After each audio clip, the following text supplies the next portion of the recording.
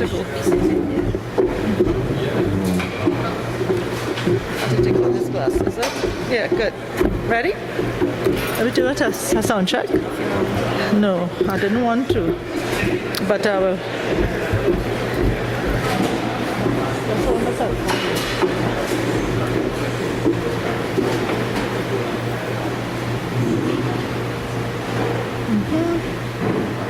Ready? Good. Honorable Minister, Permanent Secretary Pierre from the Ministry of Energy and Energy Affairs, President Hassan Ali, President of Petrotrin, Mark Rudder, Head Petroleum Asset Monitoring and Measurement Division, Ministry of Energy and Energy Affairs, Mr. Sham Dial, Manager, HSC, Corporate, Petrotrin, members of the media, colleagues. It is indeed my pleasure to welcome you all to one of the first of this type of ICS 200, ICS 300 training, ably hosted by the Ministry of Energy and Energy Affairs in collaboration with our state companies, NGC and Petrotrin. This morning, I'm going to be very brief and welcome Mr. Jagannath Siramaraj, who is the manager, as the head, HSE, corporate, to do the safety briefing. Mr. Maraj. Managers, representative of state agencies, other distinguished guests, ladies and gentlemen. There is no planned drill today. However, in the event of the emergency, such as a fire, a hazardous material release, or a natural disaster, if you hear an alarm, if you are informed that there is an emergency by a fire warden who would be identified by a bright color vest, do not panic, remain calm. Move in an orderly manner to the nearest exit. There are 3 exits in this room, 2 south of us and 1 to my right, which is on the west. The primary muster point is situated at the Saman tree, which is the car park that you have came from, parked, most of us have parked there. When exiting the building, do not run. Do not attempt to leave the compound with your car unless authorized to do so. At the muster point, a head count would be made. We asked of you to cooperate. Think at that time who was sitting next to you. If the designated muster point is not suitable, the warden will so guide us to the secondary muster point for medical attention. I thank you.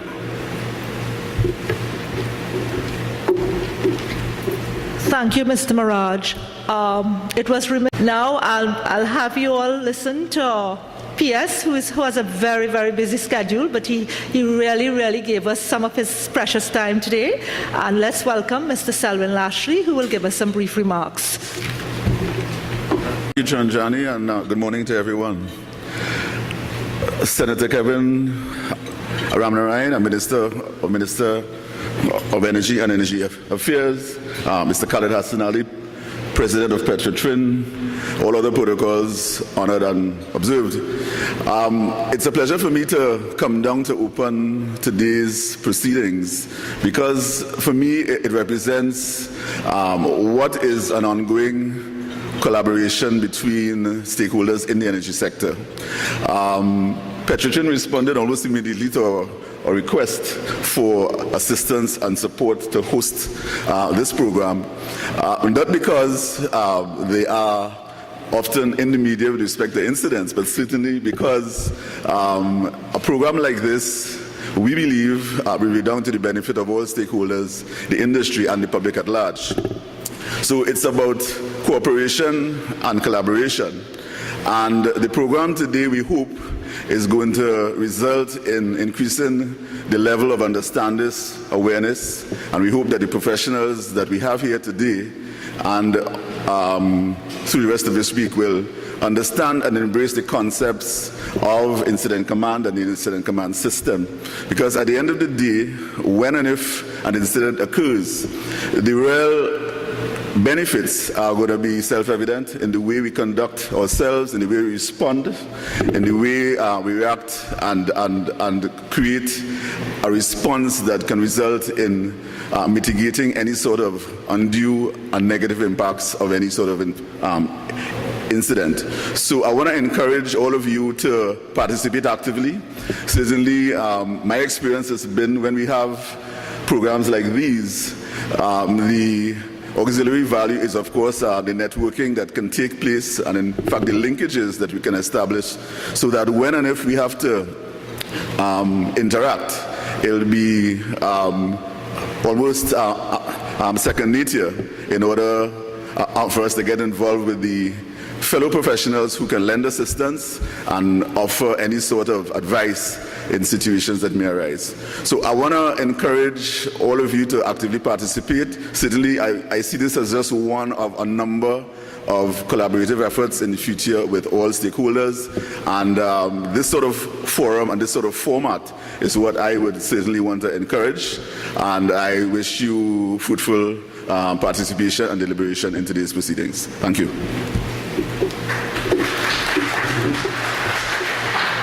Thank you, Mr. Lashley. I will now welcome to the podium President Hassan Ali, President of Petrotrin. Thank you very much, Madam Master of Ceremonies, Honorable Minister of Energy and Energy Affairs, Senator Kevin Ramnarine, Permanent Secretary, Mr. Selwyn Lashley, other distinguished members of the head table, other representatives in the audience of other fellow companies as well as attendees, as well as our trainers this morning from Jackson Matheson. I would like to start by welcoming you all to the beautiful surroundings here, as you see, at Petrotrin's Pointe Pierre refinery complex and operations, where, over the next day, over this day, we will host this particular program jointly with the Ministry and other companies on incident command systems. I would like to join with the Permanent Secretary in endorsing this particular program. We at Petrotrin have conducted similar training for our executives as well as 120 other members of our company. And as you know, we have had incidents and we've had to apply the principles and the best practices that are enshrined within this particular system so that it does work. I can say so based on the speed at which we've been able to respond and in many cases been able to handle the particular incidents that we've had before us. So it is regrettable on the one hand that we've had incidents, but on the other hand, it is also pleasing that we've had this kind of training. So I would like to just again once welcome you, have a very pleasurable day. It is an extremely good experience to participate in. And let me, apart from endorsing the welcome, let me just encourage you to participate fully in this program. Thank you very much. Thank you, President Hassan Ali. Now, we're going to do a break with protocol because Minister should be the last speaker. However, his schedule will not permit, and I'm going to allow him to give you all a brief address. So I now welcome Senator the Honorable Kevin Ramnarine, Minister of Energy and Energy Affairs.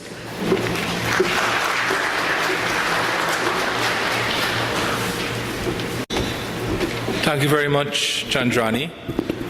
Permanent Secretary Mr. Lashley, Mr. Hassan Ali, President of Petrotrin, distinguished ladies and gentlemen, good morning and welcome to quite possibly the most beautiful refinery in the world. Look around you. In a virtual Garden of Eden here inside our oil refinery. And the course this morning, ICS, Incident Command System, speaks to a trust of the Ministry of Energy in the year 2015 aimed at HSC, health, safety and the environment. We've had some major incidents in the last 2 years, starting off with the national blackout in, I think it was April 2013, we've had 2 major oil spills, we've had some minor oil spills, and we've had an incident on the Cross Island pipeline a few weeks ago. And in all instances, the professionals at the Ministry of Energy, at the NGC, and at Petrotrin have stepped up and have dealt with those issues comprehensively.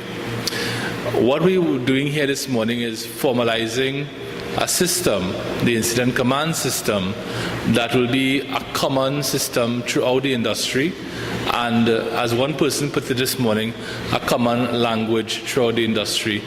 This is the standard that is used by FEMA in the United States, and they have also, as you know, had to respond to significant events in that country, such as the Macondo oil spill in 2010. A bit about our industry. Our industry here in Trinidad is over 100 years old. And a lot of the infrastructure that you saw when you were driving in here this morning is infrastructure that is older than everybody in this room, with one or two exceptions who I wouldn't point out. But the infrastructure you see outside here is, in some cases, over 60 years old. And that is also what obtains in places like Trinidad and in places like our landfills and so on. So as infrastructure begins to age, you have to take better and better care of it, and you have increased probability of incidents and events like oil spills and so on. So how we manage that is very important, and the ministry thought it was necessary to introduce this training not only to the ministry staff but to the state enterprises. And we've also invited here this morning companies from the private sector, and some of the companies from the private sector here this morning are Repsol, BG, TNT is here this morning. We also have a couple other ministries here this morning. We have the Ministry of Transport here. We also have the Ministry of the Environment and Water Resources here. We're very pleased to have our colleagues this morning from the Environmental Management Authority and from the OSH agency. So it is hoped that this will also be a session of networking and getting to know each other, because when incidents happen, we have to know who are the people we could call in the EMA, who are the people we could call in the OSH agency, and so on. So I want to congratulate the ministry for putting on this course. I want to thank Petrotrin for allowing us to use this very lovely facility, and I wish you all a very successful couple of days in this training course. Well, and before I finish, I want to recognize our trainers from the United States, from Jackson Matheson, and they are approved by FEMA to conduct this training. So this is world standard training you are receiving here this morning. Thank you very much. Thank you, Minister. Let's move on to Mr. Mark Rudder, our Head Petroleum Asset Monitoring and Measurement Division. You know, this is the division, as I consider, the most important unit of the Ministry of Energy and Energy Affairs. They are the face of the regulatory arm of the ministry, and Mr. Rudder holds a very important role and function. Mr. Mark Rudder.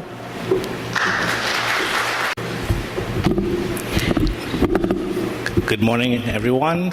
Honorable Minister, PS, Ministry of Energy, President of Petrotrin, distinguished ladies and gentlemen. It's a pleasure for me to stand before you here today, the beginning of 2015. This project of having the ICS training has been a project of the National Hydrocarbon and Chemical Spills Contingency Plan Committee for a long time. We were trying to get this done last year.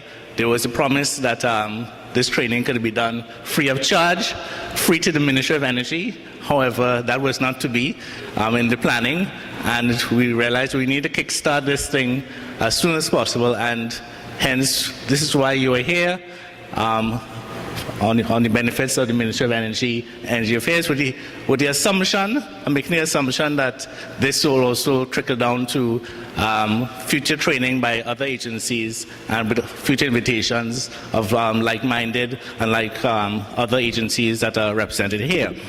As the Minister and the PS would have alluded, before me, in terms of the history and the incidents that have taken place before, I've had to sit in the chair of incident commander for some of these incidents, and you can see that some of my hair, or maybe all my hair, is out of it, is removed. It's not because of those incidents, but I think we want to focus our energies in order to make sure everybody's on the same page in terms of incident management in Trinidad and Tobago, especially in the energy sector. One of the things that we find in terms of going to drills for the companies is that the drills are very well done. People are using the ICS system, but when it comes to the real event, sometimes the old habits tend to take over, and it's usually adulteration of the ICS system. So we wanted to make sure that people understand what we mean when we talk about using the ICS system. And instead of me pontificating from above here, I thought it best that we bring the experts in to talk about ICS. And hence, that's why Jackson Madison is here. So we have Joyce, Moya, and Randy Halland who are here to bring us up to speed. They're going to present to you ICS 100, 200, and 300, and you'll get an understanding of what our expectations are when companies conduct drills, also our expectations of other government agencies when we have incidents and how we manage it. Because we all have to work together to manage an incident. You can't have 1, 2, or 3 incident commanders. You can't have 1 or 2, 3 different perspectives on how to manage an incident. You have to have one decision, you have to have one voice. And companies have to have one voice, and also government has to have one voice in dealing with incidents. And one of the things that came out from some of the incidents was that there was some dissonance in terms of what government was, the message government was bringing to the table. All right, so it's really to make sure everybody's on the same page. I'm glad Jackson Madison has agreed to do the training. They're not the only trainers in ICS, but what they will bring to the table is that they will bring the unique U.S. perspective. They have experience in managing incidents in the U.S., and they also will bring the FEMA certification to yourselves. All right. I wouldn't go into much of the benefits of ICS because that you will get that in the training. But I wish you all the best in the training and ask a lot of questions. There will also be an executive training on the Friday for executives within the Ministry of Energy, as well as some select companies in the energy sector. And that is ready to make sure that the executives in certain agencies are current with the ICS, because it is all well and good for the person within the organization to know about ICS, but executives need to know what ICS is, so when the decisions are taken, you'll understand how the decisions are arrived at. One of the features of this training as well would be the use of the ICS forms. I know that some companies are against using ICS forms, but I think the ICS forms are very important in terms of documenting the response, and all decisions need to be documented. And if you don't document your processes and then make decisions based on those documents, well then, really and truly, it's not really using the ICS system, as I was informed by Ms. Moya. So all the best in your training. Ask them lots of questions, and I hope at the end of this session that we'll have much more persons training ICS, so when there's an incident, we can call on some, if not all of you, to help us manage them. Thank you very much. I'm now calling on Mr. Shamdial, Manager Corporate, HSC, Petrotrin. Thank you, Madam Chairperson. Honorable Minister, Permanent Secretary, President, Mr. Khaled Hassan Ali, distinguished members of the audience. When we think of incident command system, we think of it as just another management system to handle incidents. But I can tell you that ICS, when you complete this course, you have to think of it as part of your organizational culture. You have to eat, sleep, and breathe ICS in order to practice it, because it is something that you don't know when you will have to put it in place. So you have to really know it at the tip of your fingertips. You have to know it, and you have to be able to practice it and implement it. It is not difficult to use. Petrotrin has been implementing ICS for almost 10 years, and we are still learning. We are still adapting to the ICS culture. So we learn things every day in ICS. We have been improving our emergency response plans, and this is something that each and every company and state agencies, when you look at ICS and you look at something like a unified command system, here we have the OSH agency, the ministry, the EMA, all of which play part in our unified command system when there is a major incident. And we have had to use unified command systems on 2 occasions, and I can tell you it works extremely well. But you have to know it, and everyone has to be on the same page. If everyone is not on the same page, which is why this program is important, to bring all the stakeholders together to actually know what those different elements are. Mark touched on the issue of the ICS forms. The ICS forms are extremely important because a lot of times we have so many different reporting forms. We have our own reporting forms in the companies, our own way of writing reports, but there's a specific culture in using ICS and the forms as part of that culture. And you have to be able to move away from what you are accustomed doing and to use the appropriate forms and the various number of the forms. So you have to actually change the way you do business when you learn ICS and to implement ICS fully. To get the real benefit of ICS, you have to use it 100%. You can't say that you're going to change it and adapt it and pull this part of the structure and that part of the structure out and put in your own system. You have to actually use it as it is, and you will see the benefits of it. And I can tell you at the end of these 4 days, you will be so enlightened in terms of ICS. And if you really embrace the culture of ICS, you will understand how you can manage any situation, not just oil spills, but any situation using ICS. Thank you. Thank you so much, Mr. Dial. And on behalf of our PS, Ministry of Energy and Energy Affairs, Honourable Minister, we want to declare this training open. And now I will introduce you briefly to our trainers, Mrs. Joyce Moyer. Mrs. Joyce Moyer is the owner of Jackson Mattison. She is a global trainer with 15 years experience both as a responder in emergency management as well as holding numerous command positions in emergency response, disaster preparedness, recovery and mitigation.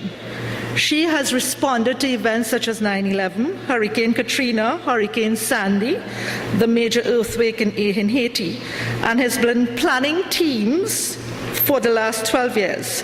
She currently holds a command position with the Department of Health and Human Services, as well as coveted position on the Congressional Research Team, and she is also an adjunct professor in 4 universities in emergency management. Mrs. Moyer, as I said, is the owner of the company. Mr. Randy Helen held senior executive positions over a 32-year career in the Coast Guard at national, regional, and local levels. He held positions such as Chief Marine Safety, Environmental Protection for the 9th Coast Guard District of the Port of Detroit, Michigan. And he now consults with customers focusing on maritime development, environmental compliance, and maritime security. So I will now call on our facilitators, Joyce and Randy, to take you throughout today's proceedings. Thank you.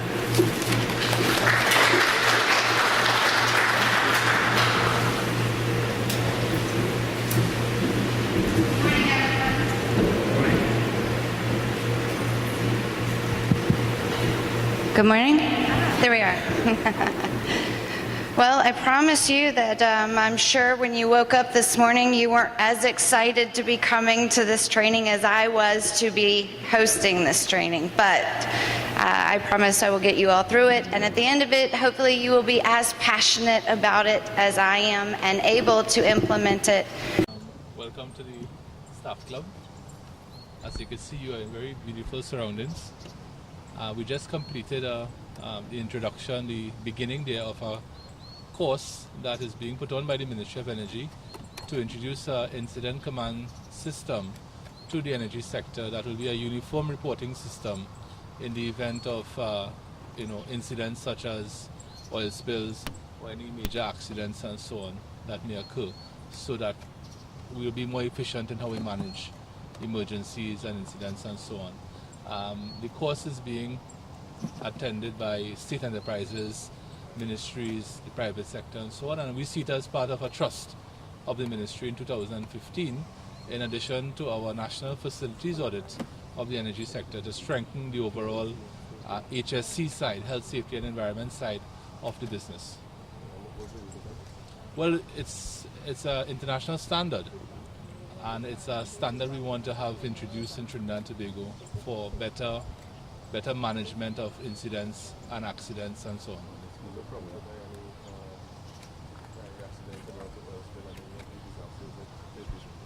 No, not really. It comes out of the National Oil Spill Contingency Plan of 2013, which was, approved by the cabinet in 2013. So it's a necessary requirement of that National Oil Spill Contingency Plan.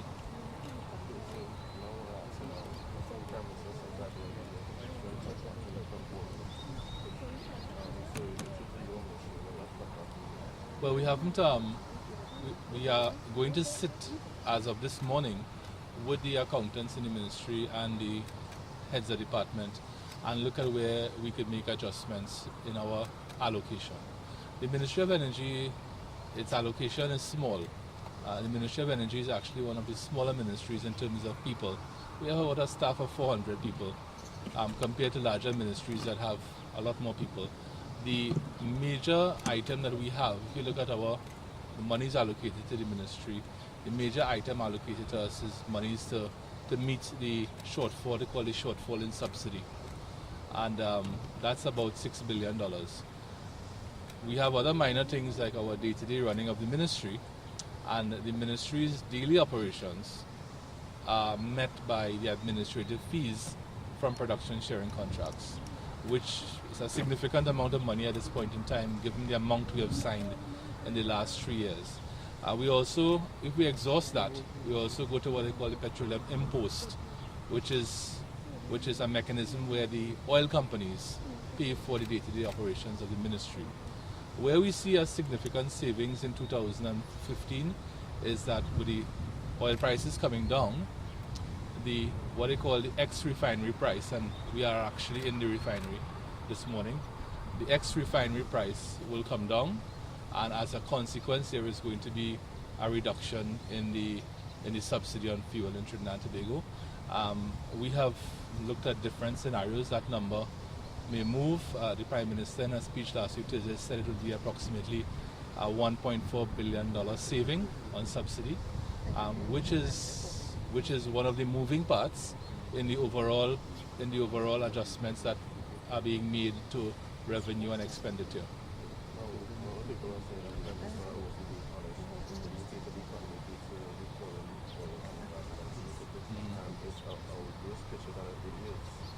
No, the Prime Minister, in my regard, gave a very comprehensive overview of the situation. You remember her speech was simply 20 minutes, and you couldn't expect her to give that amount of volume of detail. It is now left as she said, and I think she did a very good job in assuring the country that yes, we do have a problem.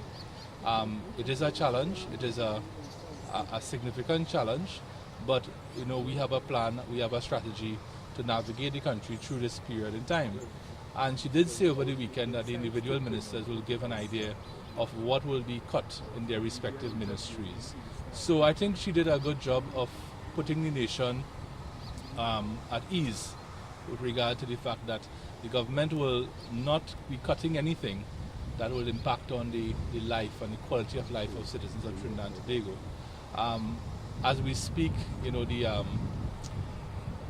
oil prices continue to fall. This morning I looked at the prices again. Goldman Sachs put out a report this morning on their outlook for prices, and the prices have again fallen.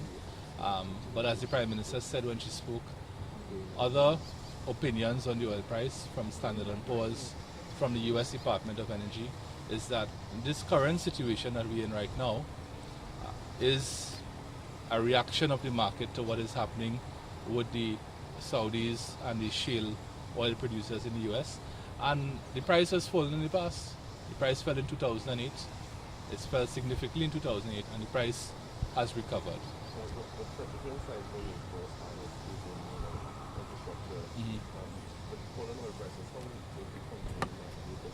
Yeah, well, we have Mr. Hasnali here this morning, so you could ask him. Yeah, well, Petrotrin, of course, has suffered a reduction in its earnings. And we noticed, and we will see this year, 2015, as a volatile year in terms of pricing and continued narrow refinery margins. However, we have redone our budgets at the lower prices, and we've also, seen our budgets within the wider context of a 5-year forecast as well. And we will have a number of initiatives in which we are going to be collaborating with the Ministry of Energy in terms of some of the strategic initiatives that we will have to take. And where we will be managing our costs very carefully, that will be done collaboratively as well with the Ministry of Energy.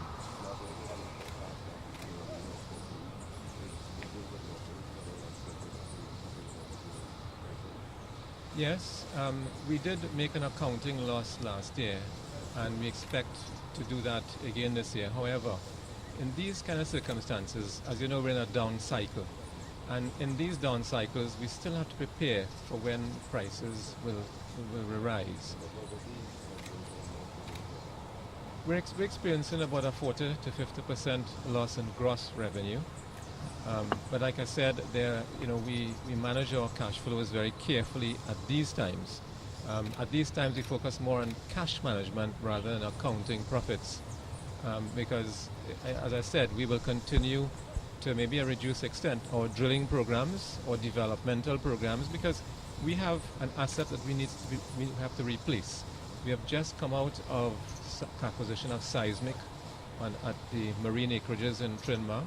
We have certain responsibilities there, and we have also already started development drilling in terms of our land seismic. So there's a lot of potential. And in a down cycle, and many of us have been through these cycles many times, we take the opportunity not only to optimize and restructure the company, but also to prepare for when the prices begin to rise. And we expect that, in keeping with all of the experts are suggesting that while the next few months and maybe this year will be volatile, prices will regain. May not go back up to $100 a barrel, within a short space of time, but we have to prepare for when we go back up.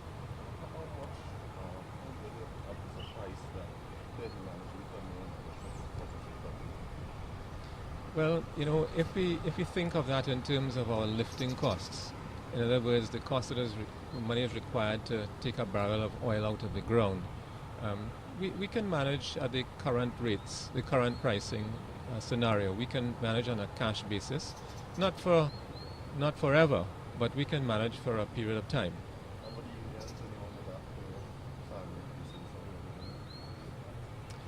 Well, we are still in the process, in the process of negotiations with the Oilfield Workers Trade Union, the National Petroleum Staff Association, and the State Police Association. We have 3 major unions. In the case of the OWTU, we now refer to the court.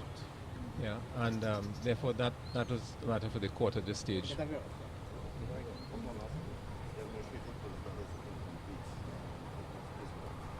We're looking at various options and going forward with that as well. Okay, thanks very much.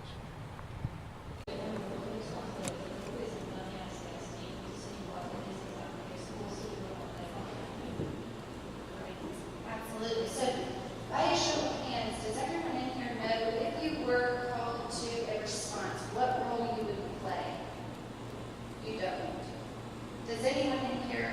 I know my reps all folks do. You know what you mean. You do know. Okay, because that's going to help. Because